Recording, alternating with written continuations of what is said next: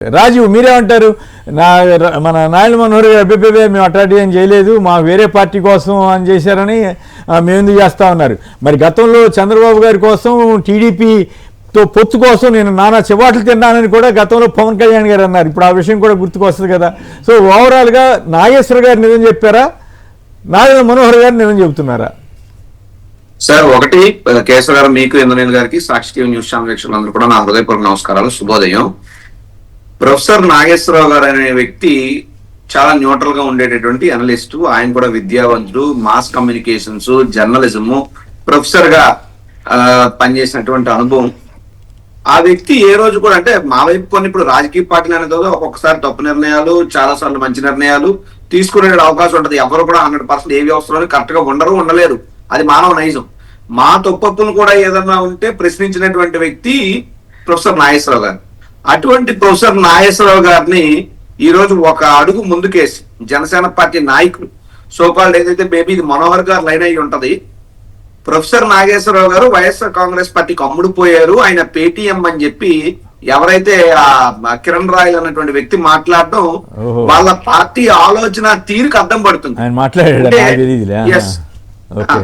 అయితే మాట్లాడడం సోషల్ మీడియాలో వీడియోలు చక్కర కొడుతుంది. మరి అది నిజమేంతో అవాస్తవం ఎంతో నాకైతే తెలియదు. వాళ్ళు కూడా దాని మీద పునరాలోచించుకుని దాని మీద వివరణ ఇచ్చుకుంటే మంచిదని చెప్పి కూడా నా అభిప్రాయం. ఎందుకంటే ఆ తప్పును ప్రశ్నించినంత మాత్రానో, వాళ్ళు చేసినటువంటి వ్యవహారాలను ప్రశ్నించినంత మాత్రానో నిజాలు బయటకు వచ్చి చెబితే దానికి సంబంధించి సమాధానం చెప్పలేక ఎదురుదాడి చేయడం రాజకీయం కాదు అని చెప్పి జనసేన పార్టీ నాయకులు హితవు పలుకుతున్నారు. నెంబర్ 1.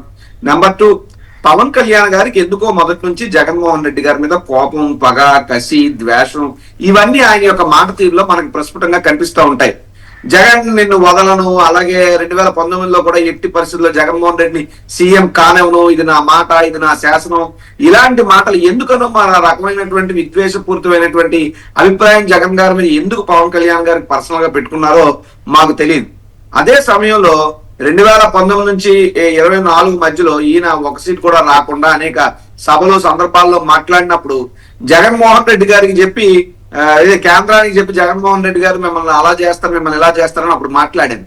సో ఇప్పుడు వచ్చినటువంటి ఈ వార్త ఏదైతే ప్రొఫెసర్ నాగేశ్వరరావు గారు చెప్పారో, నిప్పు లేనిదే పొగ రాదు సార్, నిప్పు లేనిదే పొగ రాదు. గతంలో ఈయన ఈ మాటలు మాట్లాడాడు కాబట్టి ఇప్పుడు ప్రొఫెసర్ నాగేశ్వరరావు గారి మాటలను పరిగణలోకి తీసుకోవాల్సినటువంటి అవసరం ఎంతైనా ఉందని చెప్పి నాకు కూడా వ్యక్తిగతంగా అనిపిస్తా ఉంది. 3వ అంశం, సరే జగన్మోహన్ రెడ్డి గారి మీద పవన్ కళ్యాణ్ గారు చెప్తేనో, చంద్రబాబు గారు చెప్తేనో, లేదా కేంద్రమే తలుచుకుంటేనో, అంటే ఇప్పుడు ఉన్నటువంటి ఈ కేంద్ర ప్రభుత్వాన్ని కాదు నేను అనేది, గతంలో ఉన్నటువంటి యూపీఏ ప్రభుత్వం కూడా అనేక ఇబ్బందులు పెట్టారు. మీ ఇబ్బందులు అనేటువంటివి తాత్కాలికం, ప్రజలు అనేటువంటి వారు, ప్రజల నిర్ణయం అనేటువంటిదే శాశ్వతం. కాబట్టి ఏంటంటే పవన్ కళ్యాణ్ గారు వెళ్ళి కేంద్రంలో చెప్తే ఇక్కడ ఏదో భయపడిపోయో లేదంటే ఇంకోటి అయిపోయో చేసే రాజకీయం మానేస్తారంటే అంత సినిమా పరిస్థితులు ఏం లేవు. జగన్మోహన్ రెడ్డి గారు చాలా ధైర్యవంతుడు.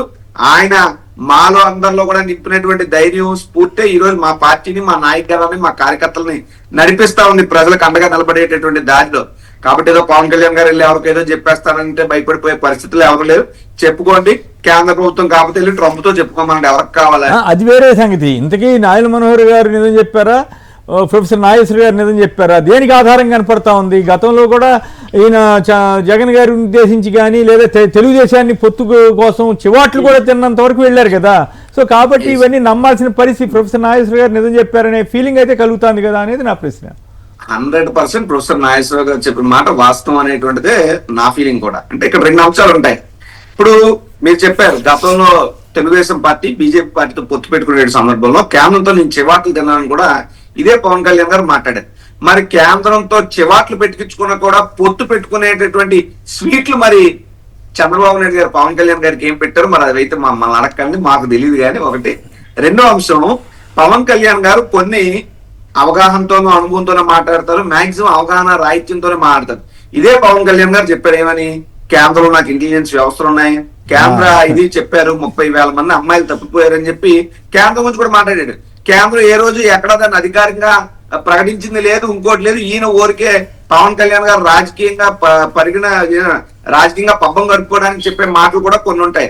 కానీ పవన్ కళ్యాణ్ గారు కేంద్రంతో చెప్పారా లేదా అన్నది మనం చెప్పలేం. కానీ ఆయన ఆలోచన ధోరణి అయితే మాత్రం ఎట్టి పరిస్థితుల్లో జగన్మోహన్ రెడ్డి గారి మీద కేంద్రానికి లేనిపోను నూరు పోయాలి, జగన్మోహన్ రెడ్డి గారిని ఏదో అరెస్ట్ చేయించేయాలి, తద్వారా చంద్రబాబు నాయుడు గారికి ఏదో లబ్ధి చేకూర్చాలి, ఇదే పవన్ కళ్యాణ్ గారి తాపత్రయం తప్పితే ప్రజలకో, రాష్ట్రానికో, పార్టీకో, కార్యకర్తలకో, నాయకులకో మంచి చేయాలనే ఆలోచన ఈ రోజు పవన్ కళ్యాణ్ గారు చేయరు. ఎందుకన్నా మరి జగన్మోహన్ రెడ్డి గారి మీద ఆ విధంగా విద్వేషపూరితమైనటువంటి ఆలోచన ధోరణి ఆయన ఉన్నారు. దాని నుంచి బయటికి రావాలని చెప్పి పవన్ కళ్యాణ్ గారికి మీ ద్వారా విజ్ఞప్తి చేస్తూ, నా వరకు అయితే ప్రొఫెసర్ నాగేశ్వరరావు గారు చెప్పింది 100% నిజమే అయి ఉంటుంది అన్నటువంటిది నా అభిప్రాయం. రైట్ అండి. నారాయణ మనోహర్ గారు నిజం చెప్పలేదు అన్నదే మీ అభిప్రాయం, ఇంకా రెండో యాంగిల్ అంతే కదా? అంతే కదా సార్. Right, okay.